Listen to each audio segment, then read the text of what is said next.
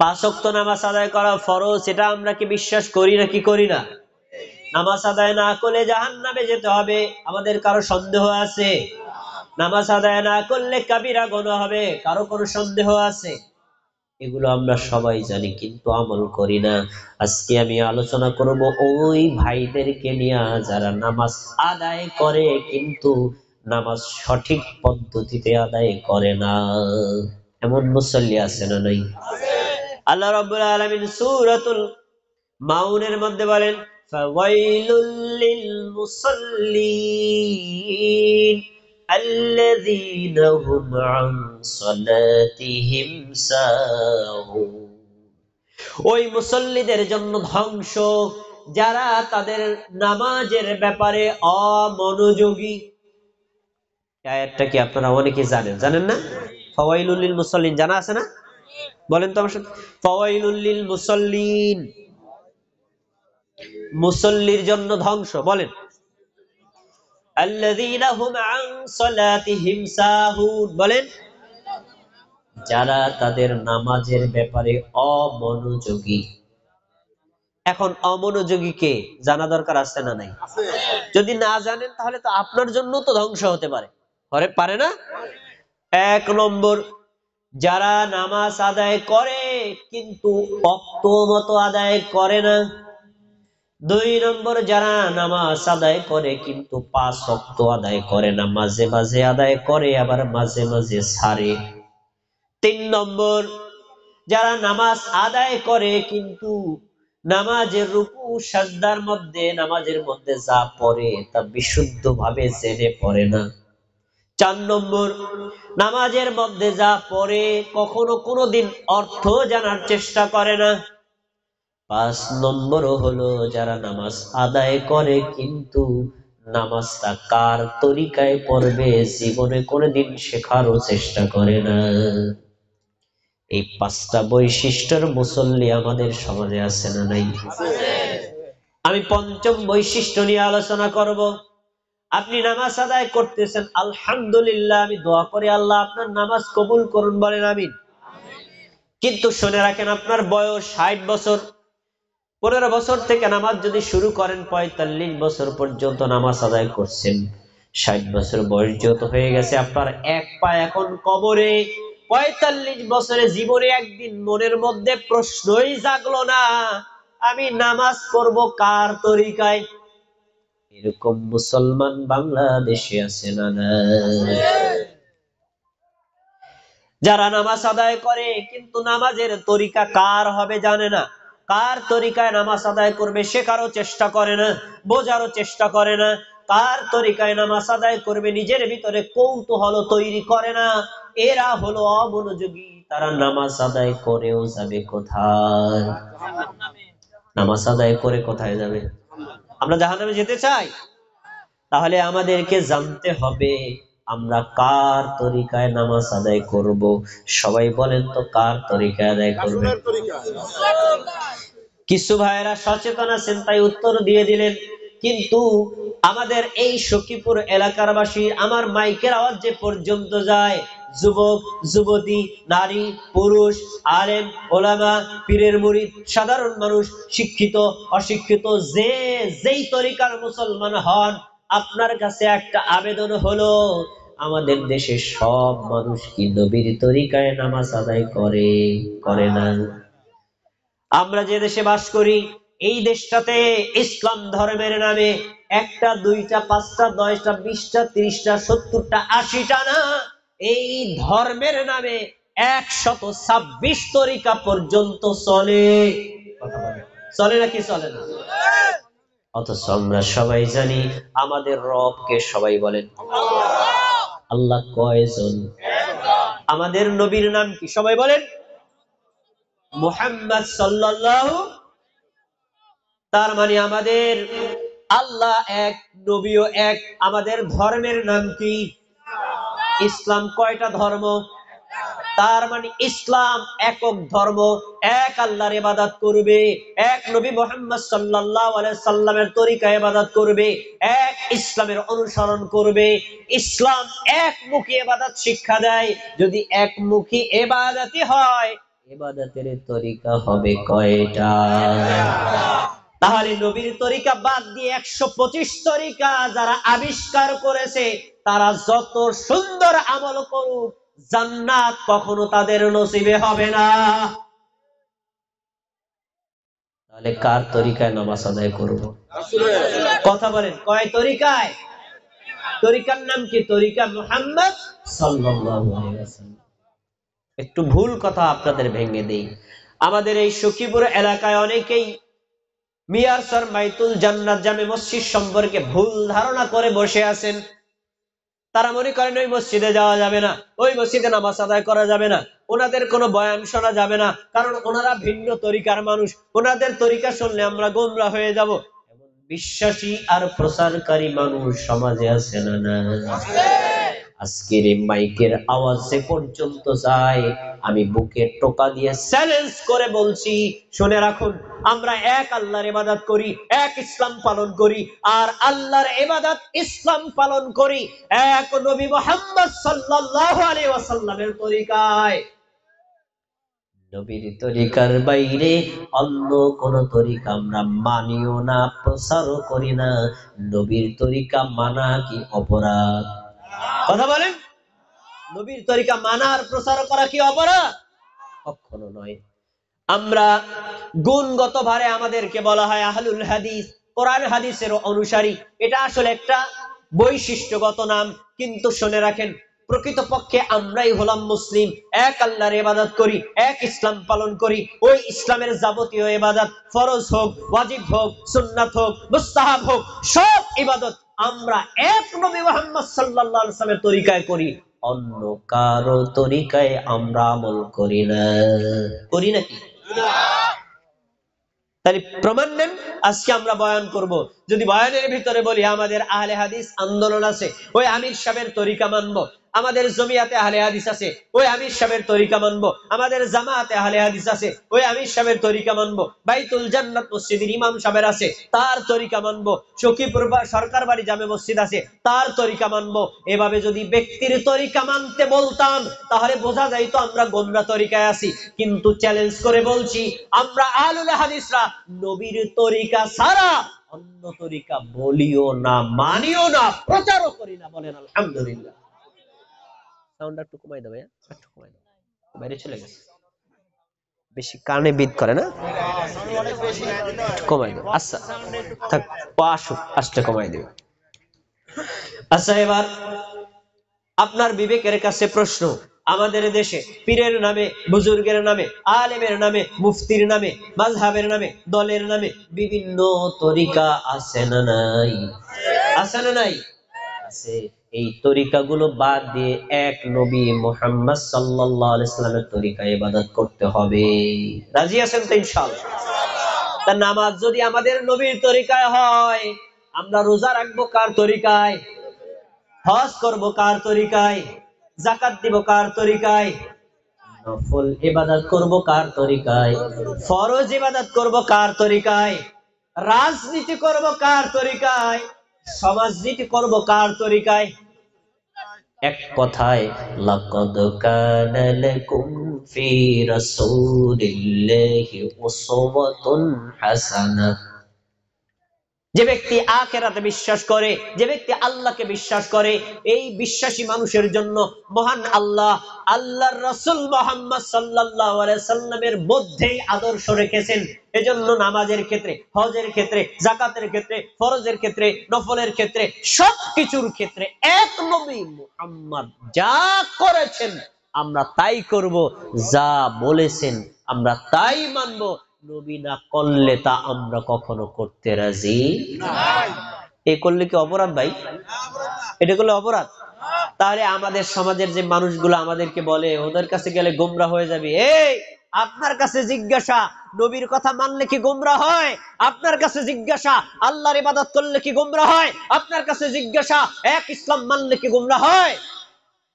তাহলে আমরা এটা মানি, অপরাধ কি? অপারেটর কোথায় গেল? হারিয়ে গেছি।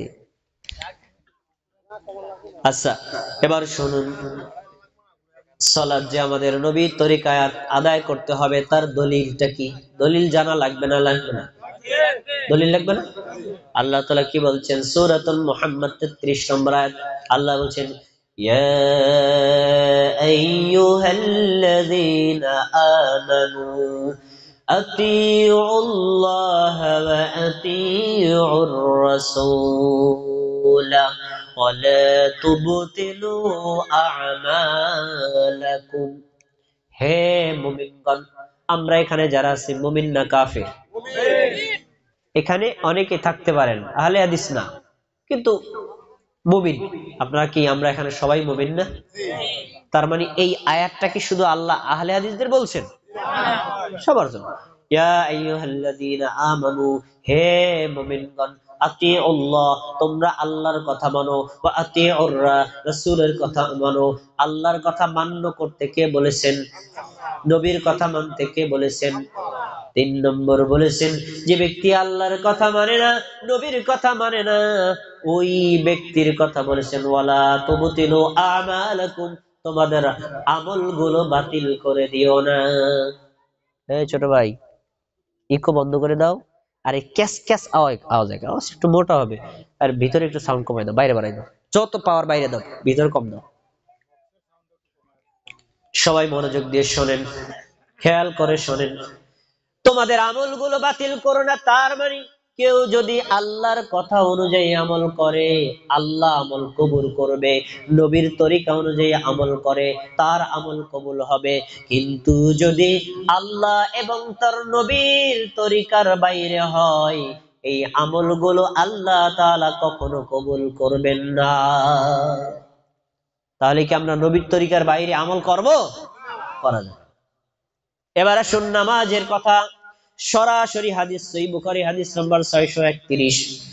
মালিক ইবনে হুয়াইরিস রাদিয়াল্লাহু তাআলা বলেন, আমরা কতিপয় যুবক আমাদের নবীর কাছে আসলাম। সবাই বলেন আমাদের নবীর নাম কি?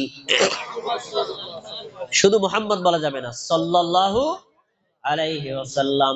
তার কাছে আসলাম, 20 রাত আর 20 দিন অবস্থান করলাম। কয়দিন ছিলাম? 20 রাত আর 20 দিন। ফাআকামনা ইনদাহু 20 ইয়াওমান ওয়া লাইলাতান, 20 রাত 20 দিন ছিলাম। 20 দিন থেকে আমাদের নবীর পিছনে জামাতের সাথে নামাজ পড়লাম।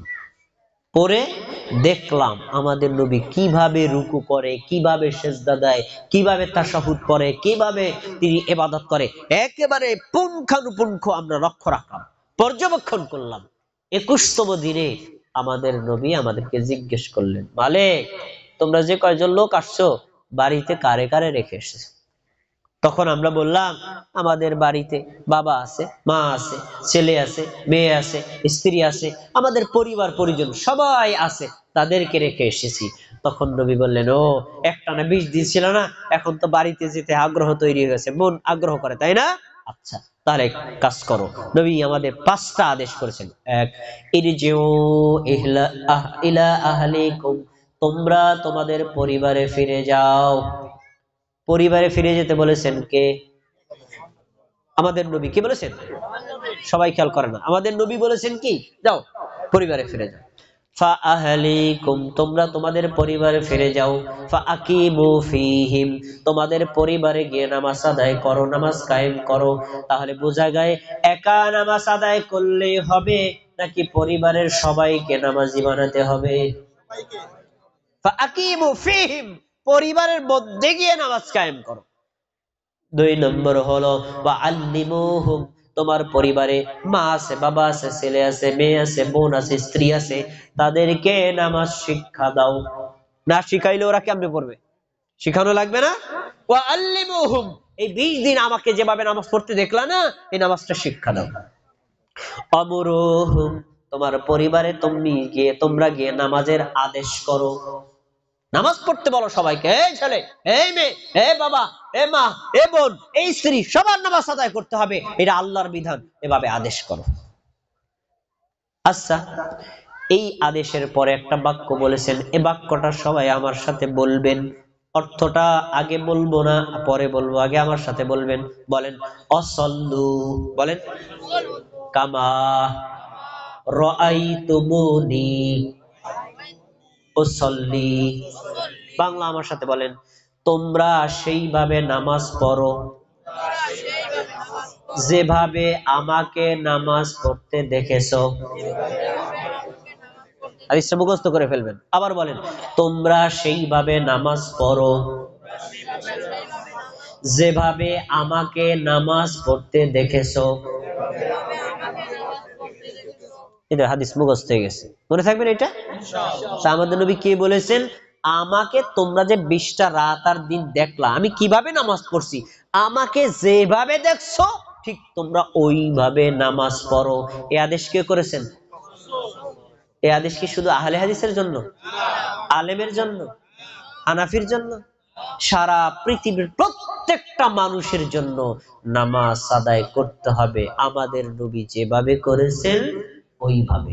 এই হাদিস প্রমাণ করে আলেমের নামাজ নবীর মতো হতে হবে, সাধারণ মানুষের নামাজ নবীর মতো হতে হবে, বৃদ্ধ ব্যক্তির নামাজ নবীর মতো হতে হবে, নারীর নামাজ নবীর মতো হতে হবে, আর পুরুষের নামাজ নবীর মতো হতে হবে, যুবকের নামাজ নবীর মতো হতে হবে, যুবতীর নামাজ নবীর মতো হতে হবে, শরীয়তপুর জেলার মুসলমানদের নামাজ নবীর মতো হতে হবে, বাংলাদেশের মুসলমানদের নামাজ নবীর মতো হতে হবে, রাশিয়ার মুসলমানদের নামাজ নবীর মতো হতে হবে।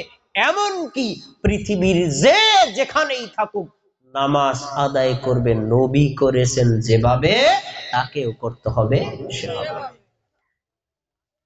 আমার কথা কি সবাই শুনতেছে নাকি? আমার দিক তাকায় একটু শোনেন তো। আমাকে যেভাবে নামাজ পড়তে দেখেছো সেভাবে পড়ো, বাক্যটা মনে রাখেন। আর আমাদেরকে যেভাবে নামাজ পড়তে দেখেছো সেভাবে পড়ো, বাক্য দুটি কি এক না একটু পার্থক্য আছে? আমাকে 1 বছর, আমাদেরকে বহু বছর। আমাদের নবী যদি বলতেন, এই শোনো, আমাদেরকে যেভাবে নামাজ পড়তে দেখছো, মানে আমি পড়লাম, আবু বকর পড়ছে, ওমর পড়ছে, ওসমান পড়ছে, আলী পড়ছে, আরো অন্যান্য সাহাবীরা পড়ছে, এরা যেভাবে নামাজ পড়ে এদের মতো নামাজ পড়ো, তাহলে বোঝা যাইতো নবীর তরিকা চলবে, আবু বকরের তরিকা চলবে, ওমরের তরিকা চলবে, ওসমানের তরিকা চলবে, আরো যত মানুষ আছে পীরের তরিকা, আলেমের তরিকা, মুফতির তরিকা, মাযহাবের তরিকা, ইমামের তরিকা, খতিবের তরিকা, বক্তার তরিকা, ওয়াইজের তরিকা, শত শত তরিকা মানা যাবে। কিন্তু নবী কি আমাদেরকে বলেছেন না আমাকে বলেছেন? তাহলে এই হাদিস থেকে শিক্ষা পাওয়া যায়, কোন ব্যক্তি যদি নামাজ আদায় করে, নামাজটা যতই সুন্দর হোক, তার নামাজ যদি নবীর মতো না হয়, এই নামাজ কিয়ামতের দিন কখনো জান্নাতে পৌঁছানোর ব্যবস্থা করবে না, আর এই নামাজ কখনো কবুলও হবে না। তা বলেন তো এবার সবাই সবাই বলবেন, বলেন নামাজ পড়বেন কার তরিকায়? নবীর তরিকায়। আমাদের নবীর তরিকার বাইরে অন্য কোন তরিকায় নামাজ পড়া যাবে না। আবারও চ্যালেঞ্জ করে বলছি, মিয়ারসাল বাইতুল জান্নাত জামে মসজিদ, সখীপুর সরকার বাড়ি তাওহীদ জামে মসজিদ, এই মসজিদগুলোতে আল্লাহর নবীর নামাজের তরিকা শেখায়, কোন ব্যক্তির তরিকা শেখানো হয় না। এটা কি অপরাধ? নবীর তরিকা নামাজ পড়া অপরাধ? তাহলে যারা আপনারা এই মসজিদগুলোর বিরোধিতা করেন, তারা আল্লাহর কাছে কিয়ামতের দিন জবাব দিবেন যে নবীর তরিকার বিরোধিতা করলে ওর ঈমান থাকে না, চলে যায়। চিন্তা করেন। একটা প্রশ্ন আপনারা করতে পারেন, ঠিক আছে এতক্ষণ পর্যন্ত বুঝলাম আমাদের নবীর তরিকা নামাজ পড়তে হবে, তো যদি কেউ নবীর তরিকা নামাজ আদায় না করে, নামাজটা কি বাতিল হয়ে যাবো? কিছু তো নাকি পাইতে পারে, এমন একটা আশা হইতে পারে না? কিছু তো নাকি পাবে, সমস্যা কি? আপনি হয়তো 100তে 100 নাকি পাইলেন, তা আমি 90টা তো পাবো, এ আশা কেউ করতে পারে না। তাদের জন্য নবীর হাদিস জেনে রাখেন, কেউ যদি নামাজ আদায় করে, ওই নামাজটা যদি নবীর সাথে না হয়, নবীর সাথে না মিলে, ওই নামাজ দিয়ে 1 চুল পরিমাণও নেকি পাওয়া যাবে না। সহিহ বুখারী খোলেন 757 নম্বর হাদিস। রাসূলুল্লাহ সাল্লাল্লাহু আলাইহি সাল্লাম মসজিদের মধ্যে ঢুকলেন, কিছুক্ষণ পর একজন ব্যক্তি মসজিদে ঢুকলো। সবাই আমার দিকে খেয়াল করে হাদিসটা শুনবেন। ঢোকার পরে ওই সাহাবী ফাসাল্লা রাকাতাইনি, 2 রাকাত নামাজ পড়লো। সাহাবী কয় রাকাত নামাজ পড়ছে? তাহলে মসজিদে যাওয়ার পরে আগে বসবেন, আগে 2 রাকাত নামাজ পড়বেন? আগে 2 রাকাত নামাজ, তারপরে বসা। আর আমাদের সমাজের মুসল্লিরা কি আগে গিয়ে বসে না নামাজ পড়ে? কি আর আবার মুসল্লি মিয়া, ইমাম সাহেব, খতিব সাহেব, বক্তা সাহেব, মুফতি সাহেব পর্যন্ত মসজিদে গিয়ে বসে যায়, এমন রেকর্ড আছে না নাই? জেনে রাখেন মসজিদ শব্দের অর্থ হলো সাজদা করার স্থান। ওখানে কমপক্ষে 4টা সিজদা না দিয়ে বসার পারমিশন কোন আলেমেরও নাই, পীর সাহেবেরও নাই। আগে সিজদা দাও, তারপরে বসবো। সিজদা দিতে পারবা না, একেবারে সোজা দাঁড়ায় থাকবা, একটু বাঁকা হয়ে যাবে না। এই জন্য মসজিদে গিয়ে কখনো বসা যাবে না, আগে 2 রাকাত নামাজ পড়ে তারপরে বসবেন। আর যদি সরাসরি জামাত শুরু হয়ে যায়, জামাতে অংশগ্রহণ করবেন। এই সাহাবী ঢোকার পরে 2 রাকাত নামাজ পড়ছেন। এই সবাই আমার দিকে একটু খেয়াল করেন, হাদিসটা মুখস্থ করে নেবেন এখান থেকে। তো আমাদের নবী যখন ঢুকলেন, পরে ওই লোকটা ঢুকে 2 রাকাত নামাজ পড়লো। নামাজ পড়ে আমাদের নবীকে এসে সালাম দিয়েছে, আসসালামু আলাইকা ইয়া রাসূলুল্লাহ। আমাদের নবী সালামের জবাব দিয়ে বলছেন, ইরজি ফাসাল্লি ফাইন্নাকা লাম তুসাল্লি, ফিরে যাও, আবার নামাজ পড়ো, তুমি নামাজ পড়ো নাই। সবাই আমার কথা শোনেন, কি বলেছেন? নামাজ পড়ো নাই। রজা, লোকটা চলে গেল, আবার 2 রাকাত নামাজ পড়লো। 2 রাকাত নামাজ পড়ে নবীকে সালাম দিল। নবী বললেন, ইরজি ফাসাল্লি ফাইন্নাকা লাম তুসাল্লি, ফিরে যাও, আবার নামাজ পড়ো, তুমি নামাজ পড়ো নাই। কয়বার? এই পিছনের দাদা কয় না, কয়বার? হাদিস মুখস্থ করে নেবেন মিয়া, দরকার আছে। এবার লোকটা আবার চলে গেল, আবার গিয়ে 2 রাকাত নামাজ পড়লো। নামাজ পড়ে আমাদের নবীকে এসে সালাম দিল। নবী সালামের জবাব দিয়ে বললেন, ইরজি ফাসাল্লি ফাইন্নাকা লাম তুসাল্লি, ফিরে যাও, তুমি আবার নামাজ পড়ো, তুমি নামাজ পড়ো নাই। এখন নবী যদি কয়, বইয়ে থাকার উপায় আছে? আবারও গেছে, আবারও গিয়ে নামাজ পড়ছে, নামাজ পড়ে আবার আসছে, এসে সালাম দিছে। চতুর্থবার নবী বললেন, আবার গিয়ে নামাজ পড়ো, তুমি নামাজ পড়ো নাই। সবাইকে আমার কথা শোনেন, আমি কিন্তু ওই দাড়ি পাকা দাদাদের জিজ্ঞেস করব, কয়বার আমাদের নবীর সামনে লোকটা নামাজ পড়লো? 4বার না 3বার। চতুর্থবার আদেশ করছেন, কিন্তু নামাজ পড়ছে কয়বার? 3বার। আর 13 বারই আমাদের নবীর বক্তব্য ছিল, ইরজি ফাসাল্লি ফাইন্নাকা লাম তুসাল্লি, ফিরে যাও, আবার নামাজ পড়ো, তুমি নামাজ পড়ো নাই। আমাদের নবী কিন্তু একথা বলেন নাই, নামাজটা পড়ছো, ভালো হয় নাই, কালকে থেকে ভালো করে পড়ো। নামাজটা পড়ছো, সুন্দর হয় নাই, কালকে থেকে সুন্দর করে পড়ো, এরকম বলেছেন?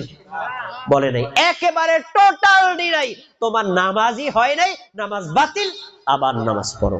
এখন সাহাবী মনে মনে ভাবলেন, আমি আমাদের নবীর সামনে 3বার নামাজ পড়লাম, এর চাইতে তো সুন্দর করে পড়তে পারি না, আবার গেল তো আবারও ফেরত পাঠাইবে, দরকার নাই, নবীর সামনে আত্মসমর্পণ করে তার থেকে নামাজটা শিখে নেই।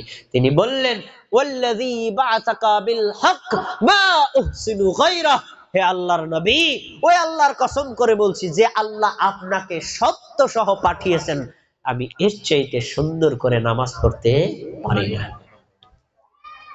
কি কল? ফাআল্লিমনি, আপনি আমাকে নামাজ শিখাইয়া দিন। এরপরে আমাদের নবী তাকে নামাজ শিখাইয়া দিয়েছেন। এই নবী যেই পদ্ধতি শিখাইয়া দিয়েছেন, আমাদের শিখতে আগ্রহ আছে? এই যে পদ্ধতিটা শিক্ষা দিব, আহলে হাদিসের তরিকা না, হানাফির তরিকা না, পীরের তরিকা না, বুজুর্গের তরিকা না, আলেমের তরিকা না, স্বয়ং নবীর তরিকা। আপনি কি নবীর উম্মত না? নবীর উম্মত না? তাহলে এলাকাবাসীদেরকে বলছি, যারা আসেন নাই, আসার দরকার নেই, আপনার ঘরে থাকেন, হাদিস শোনেন। এটা আমার ব্যক্তিগত নামাজ না, নবীর তরিকার নামাজ। নবীকে যদি বিশ্বাস করেন, এই নামাজ আপনার জন্য, এই নামাজ আপনার জন্য। তো দেখেন আমাদের নবী কি শিক্ষা দিলেন, শোনো, ইযা কুনতা ইলাস সালাতি, তুমি যখন নামাজে দাঁড়াবা, প্রথমে ফাকাব্বির বলবা আল্লাহু আকবার। সবাই বলেন কি? নামাজে দাঁড়ালে প্রথম শব্দ কি হবে? আচ্ছা, তাহলে যায় নামাজের দোয়া গেল কোথায়? নাওয়াইতু আন উসাল্লি লিল্লাহি তাআলা গেল কোথায়? আমি এই ইমামের পিছনে 4 রাকাত নামাজ পড়তেছি, গেল কোথায়? আমি ইমাম হয়ে নামাজ পড়তেছি, গেল কোথায়? এগুলো মনে হয় নবী ভুলে গেছেন না? নবী ভুলে গেছেন, নবী ভুলে গেছেন, কিন্তু আমরা জেনে গেছি। তার নবীর চাইতে ওরা এক্সপার্ট, 1 লাইন বেশি বুঝি, নবীর চাইতে আমরা 1 লাইন বেশি বুঝি। 1 লাইন বেশি বলা এটা ইমাম ধ্বংসের লক্ষণ। নবী যা করেছেন আপনি যা করবেন, নবী যা আদেশ করেছেন আপনি তা করবেন, নবী যা করেন নাই কখনো বলাও যাবে না, মানাও যাবে না, প্রচারও করা যাবে না। তাহলে জায়নামাজের দোয়া আপনার হুজুরের বানানো, নবীর নয়। নাওয়াইতুল উসাল্লিয়া আপনার হুজুরের বানানো, নবীর নয়। এগুলো হলো বানোয়াট কথা, কোরআনেও নাই, হাদিসেও নাই। সহজ ইসলামটাকে জটিল করে ফেলছি জনতার সামনে। কত সুন্দর সিস্টেম, আল্লাহু আকবার, বাস নামাজ শুরু হয়ে গেছে। আর আমাদের দেশের হুজুররা নিয়ত শিখাইতে যাইয়া এক একটা ফোলাহানির পিছনে পিঠের উপর 32টা পিডান দেয়, আর 3 মাস পর্যন্ত সময় নষ্ট করে। এমন লোক আসছে না নাই? এই পিডানও গেছে জলে, আর এই সময়ও গেছে জলে। এই আমার চাচারা, তারিবাগা চাচারা, যাদের কবর এক পা কবরে চলে গেছে, শোনেন, মনোযোগ দিয়ে শোনেন। আপনি যদি এই নিয়ত গুলো পড়েন, তাহলে আপনি ইচ্ছা করে ঝামেলার মধ্যে পড়বেন, আর ছাড়েন আপনার জন্য সহজ। কিভাবে দেখেন, যদি নিয়ত কেউ মুখ দিয়ে পড়ে, তাহলে ফরজের জায়গায় ফরজ, ওয়াজিবের জায়গায় ওয়াজিব, সুন্নতের জায়গায় সুন্নাত, মুস্তাহাবের জায়গায় মুস্তাহাব, 2 রাকাতের জায়গায় 2 রাকাত, 3 রাকাতের জায়গায় 3 রাকাত, 4 রাকাতের জায়গায় 4 রাকাত, এরকম পরিবর্তন করা লাগে নাকি লাগে না? জোহর হলে জোহর, আসর হলে আসর, মাগরিব হলে মাগরিব, এইরকম শব্দ পরিবর্তন করে শুদ্ধ করে ব্যাকরণ অনুযায়ী পড়তে পারে কে? একদম দাঁড়ায় বলেন তো আমারে, কে পারবেন বলেন? আরে আপনারা তো পারবেন না, আপনার এলাকার মসজিদের ইমাম সাহেব পারবে না। চ্যালেঞ্জ, আমার সামনে যদি একটা নিয়ত পড়তে পারে, পারবে না, পারবে না। তাহলে বোঝা যায় এই জিনিসটা হলো একেবারে একটা জটিল প্রক্রিয়া, আর আল্লাহ দিয়েছেন সহজ ইসলাম। আল্লাহু আকবার, নামাজ শুরু হয়ে গেছে। আরে আমি নামাজ পড়তেছি এশার সময়, তো এখন কি আল্লাহ তাআলা কবুল করবেন ফজরের সময়? আল্লাহর কি আপনি শিখাই দেওয়া লাগবে? আল্লাহ জানে না এখন কোন ওয়াক্ত? আপনি যে ফরজ নামাজে দাঁড়াইছেন, আল্লাহ জানে না? না আল্লাহরে মনে করাই দিতেছেন, আল্লাহ তুমি তো খেয়াল করো নাই, একটু শোনো, আমি এখন ফরজ নামাজ পড়তেছি। তাহলে আরবিতে, বাংলায়, ইংরেজিতে, অন্য কোন ভাষায় নিয়ত মুখ দিয়ে পড়া যাবে না। কি বলবেন? আল্লাহু আকবার। ফরজ নামাজের, সুন্নাত নামাজ, মুয়াজ্জিব নামাজের, নারীদের জন্য, পুরুষের জন্য, আলেমের জন্য, সাধারণ মানুষের জন্য, সবার জন্য একই নীতি। নামাজের প্রথম শব্দ কি? সবাই বলেন, সবাই বলে না, কি হবে? আল্লাহু আকবার বলার আগে কোনো শব্দ উচ্চারণ করা যাবে না। আচ্ছা, তো আল্লাহু আকবার বললাম, আল্লাহু আকবার বলে আপনি হাতটা বেঁধে নেবেন। এখন আল্লাহু আকবার যে বলবেন, হ্যাঁ সবাই এদিক খেয়াল করেন, আল্লাহু আকবার যে বলবেন, আল্লাহু আকবার বলার সময় দুই হাত উত্তোলন করা কি জরুরি না? এখন 2 হাত উত্তোলন করার 2 ধরনের হাদিস আছে। একটা হলো কানের লতি বরাবর, এই যে লতি বরাবর, আর একটা হলো কাঁধ বরাবর। কেউ যদি কানের লতি বরাবর উঠায়, হয়ে গেছে। কেউ যদি কান বরাবর উঠায়, তাহলে হয়ে গেছে, অথবা কাঁধ বরাবর উঠায়, তাও হয়ে গেছে। কিন্তু আমাদের সমাজে কিছু মুসল্লিরা আছে, কান ধরিয়া নামাজ পড়ে। হে নাই? এই যে দেখেন আমাদের কান, আল্লাহু আকবার। আরে মেয়ে, আমনে গো কি কমু, আমি মসজিদের ইমাম সাহেবকে দেখছি এতটা কান ধরিয়া নামাজ পড়ে, আল্লাহু আকবার। হাদিসে আছে হাত কানের লতি বরাবর, হাত কাঁধ বরাবর। কান ধরার জন্য বলা হয় নাই। হাতটা থাকবে কেবলামুখী, এভাবে আল্লাহু আকবার বলে হাত বাঁধবে। আচ্ছা, হাতটা বাম হাতের উপর ডান হাত থাকবে। এটার 2টা পদ্ধতি আছে। এই যে ডান হাতের বাহুর উপর বাম হাত, বাম হাতের বাহুর উপর ডান হাতের বাহু, অথবা ডান হাতটা বাম হাতের কবজির উপর। আপনি যেইভাবে মনে চায় ধরেন, এভাবেও ধরতে পারেন, এভাবেও ধরতে পারেন, সুবিধা যেভাবে ধরলেন। আচ্ছা, ধরার পরে হাতটা বেঁধে নিলাম। এখন হাত বাঁধার পরে কোথায় হাতটা রাখবেন? 2 হাত মিলিয়ে নাভির উপরে রাখা যায়, নাভিতে এবং বুকের মাঝামাঝি রাখা যায়, বুকের উপরে রাখা যায়। তবে এই বুকের উপর রাখাটাই আমাদের নবীর সুন্নাত। এই সুন্নাত নারীদের জন্য, এই সুন্নাত পুরুষদের জন্য। আচ্ছা, আল্লাহু আকবার বলে হাতটা রেখে দিন। রাখার পরে আপনার দৃষ্টি থাকবে কোথায়? সবাই বলেন, কোথায় থাকবে? রাসূল সাল্লাল্লাহু আলাইহি ওয়াসাল্লাম বলছেন, ডানে তাকাইবা না, বামে তাকাইবা না। ডানে যদি তাকাও, বামে যদি তাকাও, ইয়াখতালিসুহু শাইতান, তাহলে বোঝা যাবে নামাজের একটা অংশ শয়তান থাবা দিয়ে নিয়ে গেছে। আপনারা কি নামাজের একটা শয়তানকে দিতে চান? আমাদের সমাজে কিছু মুসল্লিরা আছে, দেখবেন বয়স 40 বছর হয়ে গেছে, আরে 32 বছর যাবত নামাজ পড়ে, আল্লাহু আকবার বলে হাত বাঁধার পরে পিছনে একটু আওয়াজ পেলে ডাইনে দিক তাকায়, এই আছে না নাই? ডানে বামে তাকানো যাবে। এবার রইল উপরে, উপরে তাকানো যাবে না, নিষেধ করেছেন। এটার ভাষা আরো কঠিন। রাসূলুল্লাহ সাল্লাল্লাহু আলাইহি ওয়াসাল্লাম বলেন, এই উপরে তাকাইবা না, উপরে যদি তাকাও আল্লাহ হয়তো তোমাদের দৃষ্টি তুলে নিয়ে অন্ধ করে দিতে পারে। তাহলে উপরে তাকানো ডানে নিষেধ, বামে নিষেধ, উপরে নিষেধ। বাকি রইল কোথায়? সামনে। এখন সামনে থাকবে কোথায়? হাইসু তাসজুদ, যেখানে আপনার নাক আর কপালটা পড়বে, সাজদাটা যেখানে পড়বে ওইখানে। মাঝে মধ্যে সামনের দেয়ালের উপর দৃষ্টি পড়তে পারে, এটা কোনো সমস্যা না, কিন্তু চেষ্টা করতে হবে কোথায় দৃষ্টি? সবাই বলেন সেজদার স্থান। আচ্ছা, সেজদার স্থানে দৃষ্টি রাখলেন। তারপরে পড়বেন সানা। সানা পড়া লাগবে না? আচ্ছা, সানা পড়লো। সানা আমাদের সমাজে পড়ি সুবহানাকাল্লাহুম্মা ওয়া বিহামদিকা আশহাদু আল সুবহানাকাল্লাহুম্মা ওয়া বিহামদিকা ওয়া তাবারাকা ইসমুকা ওয়া তাআলা জাদ্দুকা ওয়া লা ইলাহা গায়রুক। সবাই পারেন না? সহি, এই দোয়াটা পড়বেন, কোনো সমস্যা নাই। আবার আরেকটা আছে, সেটা পড়তে পারেন আল্লাহুম্মা বাঈদ বাইনি ওয়া বাইনা খাতায়ায়া কামা বাআদতা বাইনাল মাশরিক ওয়াল মাগরিব। এটাও সুন্দর, পড়তে পারেন, যে কোনো একটা পড়লেন। আচ্ছা, পড়া শেষ। তারপরে আউযু বিল্লাহি মিনাশ শাইতানির রাজিম, এটাও পড়া যায়। আউযু বিল্লাহিস সামিউল আলিম মিনাশ শাইতানির রাজিম, এটা পড়া যায়। পড়লেন বিসমিল্লাহির রহমানির রহিম। দেখি আপনারা পড়েন নাকি পড়েন না? পড়লেন। পড়ার পর কি পড়বেন? সূরাতুল ফাতিহা। সূরাতুল ফাতিহা আপনি পড়বেন। যদি একা একা নামাজ পড়েন, প্রত্যেক রাকাতে পড়া ফরজ। যদি আপনি নারী হয়ে পড়েন, প্রত্যেক রাকাতে সূরা ফাতিহা পড়া ফরজ। যদি জামাতের সাথে পড়েন, ইমামের জন্য ফরজ। যদি মুক্তাদি হয়ে পড়েন, তাহলে জেনে রাখেন তার জন্য ফরজ। তবে কিছু আলেম ছাড় দিছেন, যদি ইমামের সূরাটা শোনা যায় তাহলে ওই সময় যদি না পড়ে চলে, কিন্তু হাদিস পড়ার নির্দেশ করে। এজন্য ইমামের কেরাত শোনেন অথবা নাই শোনেন, সূরা ফাতিহাটা আপনি পড়বেন। অন্য সূরা যখন পড়ে আপনার কান পর্যন্ত আওয়াজ আসলে চুপ করে ওই সূরাটা শুনবেন। তো সূরা ফাতিহা পড়লেন, পড়া শেষ। এবার পড়ার পরে আমরা বিসমিল্লাহির রহমানির রহিম বলে আরেকটা সূরা পড়ব। এটাকে আপনি পড়েন নাকি পড়েন না? পড়লেন। পড়ার পরে কোথায় যেতে হবে? রুকুতে না?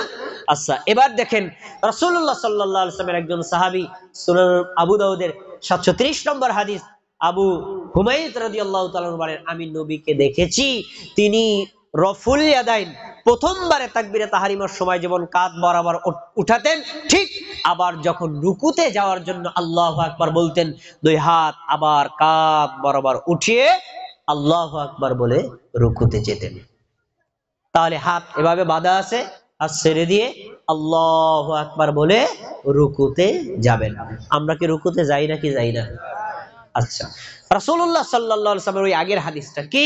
ফারকা, তুমি রুকু করো। আমরা রুকু করি না কি করি না? করলাম। রুকু করেন, কিন্তু পরের কথাটা কে কে মানেন একটু নিজের কাছে জিজ্ঞেস করবেন। এই যে আমার দাদা চাচারা শোনেন, হাত্তা তাতমাইন্না রাকিআন, রুকু শুধু করলেই হবে না, রুকুতে যাওয়ার পরে প্রশান্ত চিত্ততা অবলম্বন করতে হবে। তার মানে কি? তাড়াহুড়া না শান্ত? এটা কি জামাতে পড়লে শান্ত, একা একা পড়লে তাড়াহুড়া? আর আলেমরা পড়লে শান্ত, সাধারণ মানুষ তাড়াহুড়া? পুরুষরা পড়লে শান্ত, নারীরা তাড়াহুড়া? তাড়াহুড়া করে নামাজ পড়ার অনুমতি হানাফি, শাফি, হাম্বলি, মালিকি, আহলে হাদিস, নারী পুরুষ কারো জন্য অনুমতি নাই। কি করতে হবে? আপনি রুকুতে যাবেন, শান্ত শিষ্টভাবে গিয়ে পৌঁছালেন। এখন রুকু করার পদ্ধতি খেয়াল করে শোনেন। রুকু করবেন কিভাবে? দুই হাত আঙ্গুলগুলো সরাবেন, সরিয়ে আপনার হাঁটুর উপর রাখবেন, হাঁটুর উপর রেখে হাঁটুটাকে ধরবেন। ধরার পরে আপনার এই কনুই দুটোকে টান করে রাখবেন, টান করে রেখে পিঠ, মাথা, মাজা সমান বরাবর রাখবেন। মাথা উঁচা, মাথা নিচা, পিঠ উঁচা, মাজা নিচা এরকম করা যাবে না। সুম্মা হাসারা যহরাহু, হাদিসের ইবারত রাসূলুল্লাহ সাল্লাল্লাহু আলাইহি ওয়াসাল্লাম একবার পিঠ সমান বরাবর রাখতেন। তাহলে আমরা রুকু করার সময় এভাবে করব তো ইনশাআল্লাহ? তো বলেন, মাথা, মাজা, পিঠ সমান থাকবে না উঁচু নিচু থাকবে? এই বিধান কার জন্য? আমার জন্য, আপনার জন্য না? সবার জন্য। একেবারে সমান বরাবর রাখলেন। এবার একটা প্রশ্ন, রুকুতে যাওয়ার সময় তাকাবেন কোন দিকে? কোন দিকে তাকাবেন? আমাদের দেশের মুসল্লিরা তাকায় হলো দুই বৃদ্ধাঙ্গুলের মাঝখানে। কি তাকায় না? রুকুতে গিয়ে তাকায় কোথায়? দুই বৃদ্ধাঙ্গুলের মাঝখানে।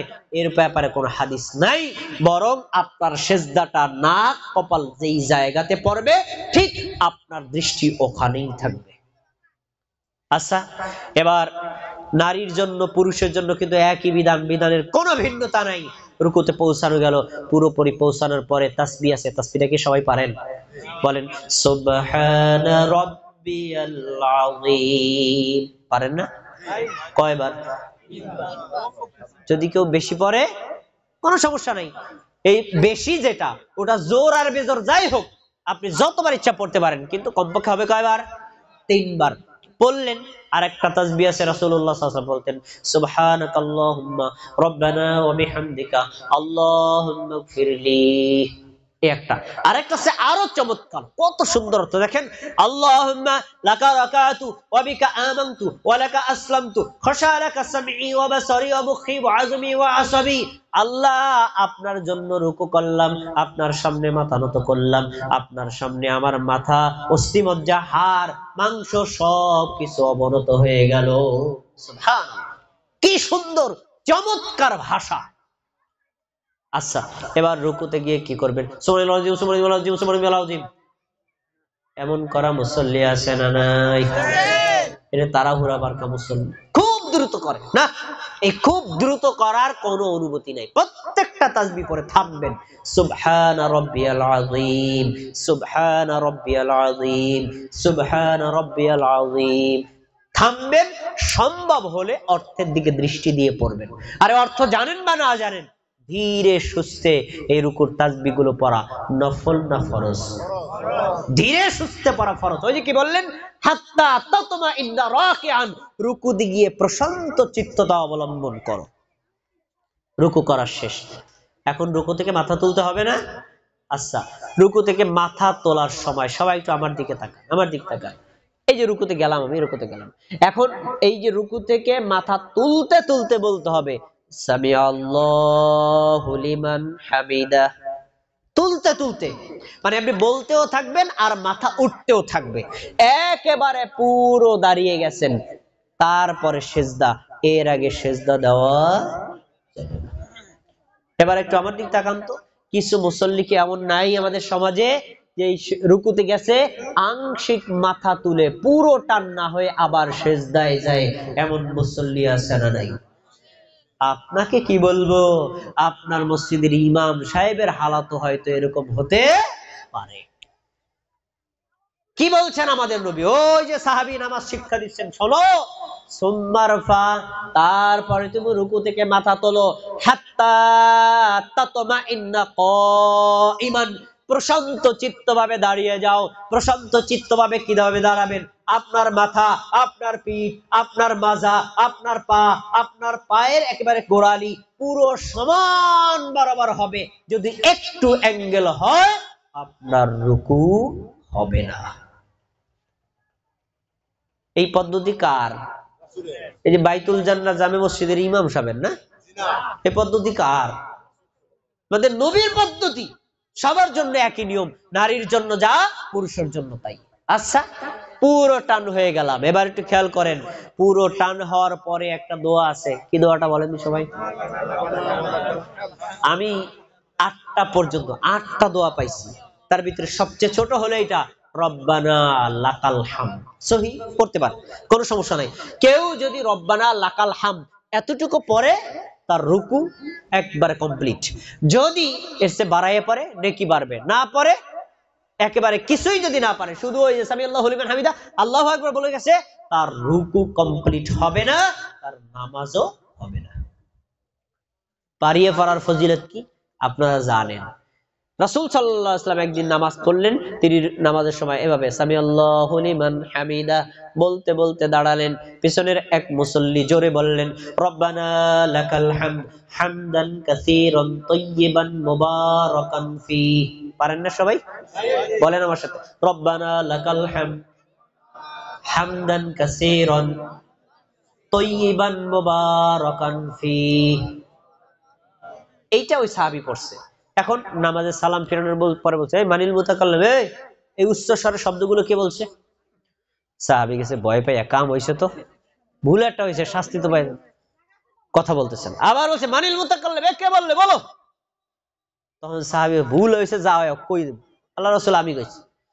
রাসূলুল্লাহ সাল্লাল্লাহু আলাইহি ওয়াসাল্লাম বললেন, সাহাবী শোনো, তুমি দেখো না আমি দেখি, আমি দেখলাম আসমানের 30 জন ফেরেশতা প্রতিযোগিতা করতেছে তোমার এই আমলটার নেকি লিখে আল্লাহর কাছে কে আগে পৌঁছায়া যাবে। লোকটা কি খারাপ করছে না ভালো করছে? একটা পয়েন্ট বলবো, খেয়াল করেন, খেয়াল করেন। ওই যে সাহাবী পিছন থেকে রব্বানা লাকাল হামদ হামদান কাসীরান তাইয়িবান মুবারাকান ফি, আস্তে পড়ছে না জোরে পড়ছে? তো নবীতে কথা বলেন নাই তোমার পড়াটা সুন্দর হয়েছে, তবে জোরে কইলে আমাকে ডিস্টার্ব হয়, আস্তে কইবা, কইছে না? আজকে যদি আপনার মসজিদের একজন মুসল্লি বলে রব্বানা লাকাল হামদ হামদান কাসীরান তাইয়িবান মুবারাকান ফি, তাহলে দেখবেন মসজিদের সভাপতি, সেক্রেটারি, ইমাম সাহেব তারে যাইতা ধরবেন, এত জোরে কইলে কা আমাকে নামাজে ডিস্টার্ব হইছে। এমন বলা মুসল্লি আছে না নাই? এই মিয়া, ধর্ম কি তুমি নবীর চাইতে বেশি বোঝো? নবী যদি এটার ব্যাপারে কোনো ব্যাড মন্তব্য না করে, তুমি বাধা দেওয়ার কে? নবী তো প্রশংসা করেছেন, নবীর আমল পছন্দ হয় না? আজকেও এই বিধান, কিয়ামত পর্যন্ত এই বিধান, পেছনের মুসল্লিরা যদি কেউ জোরে বলে রব্বানা লাকাল হামদ হামদান কাসীরান তাইয়িবান মুবারাকান ফিহি, এটা বিশুদ্ধ, চির বিশুদ্ধ, এটাকে নিষেধ করার অনুমতি কারো নাই। আর এত বড় দোয়া পড়বেন, আমিন কইলেই হ্যাঁ কলিজায় আগুন ধরিয়ে যায়, এত বড় দোয়া। আমিন কইলে কয় আমার নামাজে সূরা কিরাত ভুলে যাই, কয় কি আমিন কইলো নামাজে সূরা কিরাত ভুলে যায়, তোমার নামাজটা কি নামাজ? আমিন শুনলে তোমার এই অবস্থা হয়, তাহলে কিয়ামতের দিন তোমার হালাত কি হবে? আমিন কি একটা গালি? আমিন তো একটা দোয়া। আতা রাহিমাহুল্লাহ সহিহ বুখারীতে এখন আছে ক্বালা আতাউন আমিনুন দুআউন। আতা রাহিমাহুল্লাহ বলেন আমিন হলো একটা দোয়া, আর দোয়া কেমনে পড়তে হয় শোনো। আম্মানা ইবনু যুবাইর ওমান ওয়ারাহু হাত্তা ইন্না লিল মাসজিদি লালাজ্জাতান। আব্দুল্লাহ ইবনে যুবাইর রাদিয়াল্লাহু তাআলা আনহু মক্কার খলিফা হয়েছিলেন, তিনি মক্কার মুসল্লিদেরকে নিয়ে নামাজ আদায় করতেন, তিনি নিজেও আমিন বলতেন, পিছনের মুসল্লিরা আমিন বলতেন, এত জোরে আমিন বলতেন হাত্তা ইন্না লিল মাসজিদি লালাজ্জাতান, আমিনের আওয়াজে মসজিদ কেঁপে উঠতো। তাহলে কি জোরে আমিন বলা অপরাধ? তুমি বলো না, তোমার ব্যাপার, ঠিক আছে, তোমার আমি জোর করি না, তোমার কইতে তুমি আসতেই কও। তা আমি জোরে আমিন করলে তোমার কলিজা আগুন লাগে কেন? এর একটা কারণ আছে। কারণটা কি কমুনি? আলোচনা দীর্ঘ হয়ে যাবে, কারণ আছে কি শোনেন। সুনান ইবনে মাজার হাদিস, রাসূলুল্লাহ সাল্লাল্লাহু আলাইহি ওয়াসাল্লাম বলেন ইহুদি জাতি একটা ভয়ঙ্কর জাতি, এই জাতি তোমাদের অনেক আমল পছন্দ করে, তার ভিতরে স্পেশাল 2টা আমল আছে, যে আমলটা শুনলেই তাদের কলিজায় আগুন ধরে যায়, পছন্দই করে না এই আমল 2টা, তারা দেখতেই পারে না। 1 নম্বর, তোমরা একজন আরেকজনের সাথে দেখা হলে কি করো? জোরে বলেন, কি করেন? সালাম দেন না? সালাম কিন্তু একটা দোয়া। আসসালামু আলাইকুম ভাই, আপনার উপর শান্তি বর্ষিত হোক, দোয়া করলাম না? ইহুদিরা কয় দেখছো, ওরা একজন একজনের দেখা হইলেই দোয়া করে, এইয়া সহ্য করা যায়? এ যদি আমাকে ধর্ম হইতো কত ভালো হইতো। তাহলে সালামের হিংসা করে কারা? কথা বলে না কারা?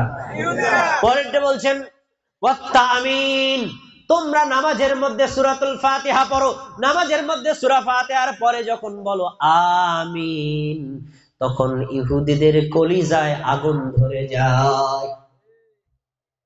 তো তুমি মুসলমান, তুমি যদি আমিন শুনে হিংসা বিদ্বেষ করো, শত্রুতা করো, তোমার কলিজায় যদি আগুন ধরে, আমার বুঝতে আর বাকি নাই, তোমার কলিজার ইহুদির কলিজা একরকম হয়ে গেছে। কি সমস্যা? তুমি আমিন না বললা, আমি বললে তোমার সমস্যা কি? তুমি এতটুকু বলতে পারো ভাই তোমার ভালো লাগে তুমি কও, আমারটা আমি কই, এটা ভিন্ন কথা। কিন্তু শোনেন, আমিন কয়টা শব্দ সবাই বলেন তো? এই আমিনটা বলতে 1 ঘন্টা সময় লাগে না? বলেন তো সবাই কি? এই যে বলছেন না, আমাদের নবী কি বলছেন? ইদা আম্মানাল ইমাম ফাআমিনু ফাইন্নাহু মান ওয়াফাকা তামিনুহু তামিনাল মালাইকা। শোনো, ইমাম যখন আমিন বলে তখন তোমরাও আমিন বলো। ইমাম আর তোমরা যখন আমিন বলো, আসমানের ফেরেশতারা তখন আমিন বলে। ইমামের আমিন, মুক্তাদির আমিন, আসমানের ফেরেশতাদের আমিন যদি একসাথে মিলে যায়, গুফিরাত লাহু খাতায়াহু, ওদের সব পাপ ক্ষমা হয়ে যায়।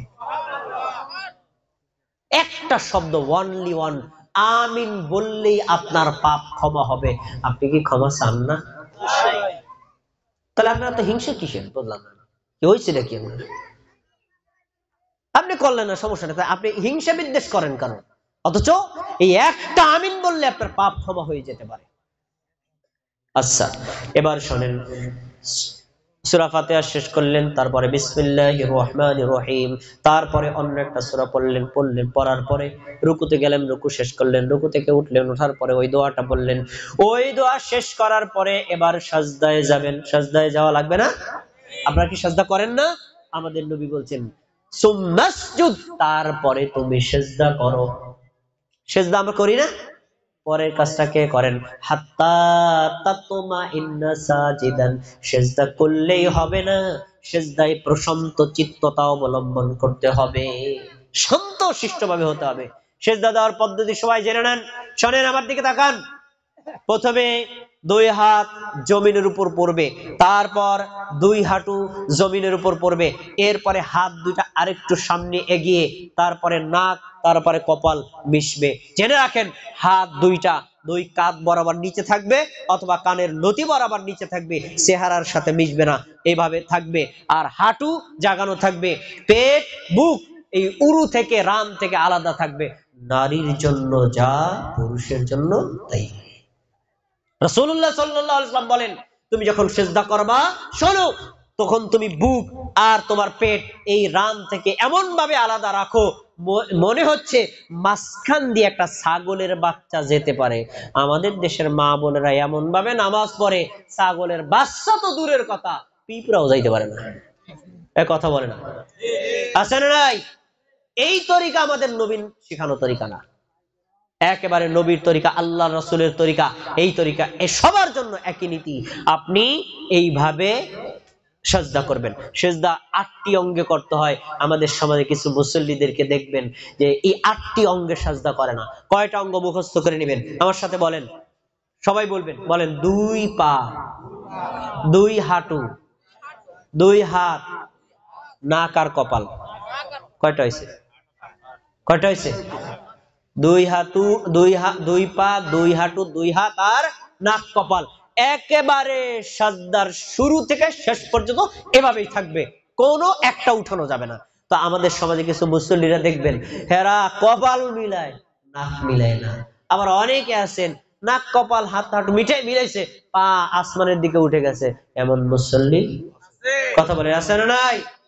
রাসূল বলছেন, উমিরতু আন আসজুদা আলা সাবআতা আ'দুইন, আমাকে আদেশ করা হয়েছে আমি যেন 7টি অঙ্গে সিজদা করি। 2 পা, 2 হাঁটু, 2 হাত, নাক কপাল মিলিয়ে চেহারায় একটা, এই 7টা অঙ্গে সিজদা করার আদেশ আল্লাহ দিয়েছেন। তাহলে এখন থেকে পা কি আসমানে রাখা যাবে? কোথায় মিলানো থাকবে? মাটির সাথে। আচ্ছা, 2 পাটার গোড়ালি মিলানো থাকবে এবং 2 পায়ের আঙ্গুলগুলো কিবলার দিকে থাকবে। রাখলেন, রাখার পরে এবার তাসবিহ পড়লেন। তাসবিহ কি বলেন তো? সিজদা তাসবিহ কি? সুবহানা রাব্বিয়াল আ'লা। আমরা এটা পড়ি না? এটা 3 বার সর্বোচ্চ যতবার ইচ্ছা পড়তে পারেন। আরো অনেকগুলো দোয়া আছে, সুবহানাকাল্লাহুম্মা রাব্বানা ওয়া বিহামদিকা আল্লাহুম্মা ইগফিরলি, আর আছে আল্লাহুম্মা লাকা সাজাদতু ওয়া বিকা আমানতু ওয়া লাকা আসলামতু খাশালাক, এরকম অনেকগুলো দোয়া আছে, আপনারা পড়তে পারেন। তো যাই হোক, এইভাবে আপনি সিজদা করবেন। সিজদা করলেন, সিজদা করা শেষ, এবার সিজদা থেকে মাথা তুলবেন। আমাদের প্রধান বক্তা চলে এসেছে, লিল্লাহি তাকবীর।